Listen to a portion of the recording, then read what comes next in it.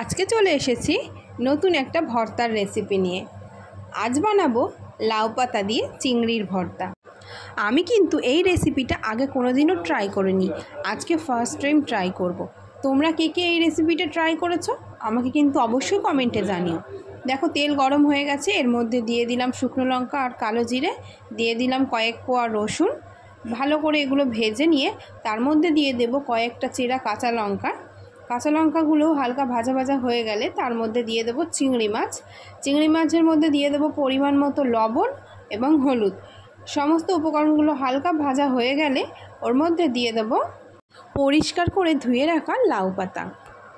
এরপর সমস্ত উপকরণগুলো ভালো করে ভেজে নিতে হবে। ভাজা হয়ে গেলে সমস্ত উপকরণগুলো বেটে নিতে হবে। আমার কাছে শিলনোড়া নেই, সেই জন্য আমি মিক্সারেই পেস্টটা করে নিয়েছি।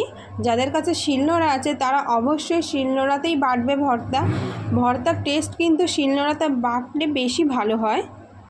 রেডি হয়ে গেছে লাউ পাতা দিয়ে চিংড়ির ভর্তা।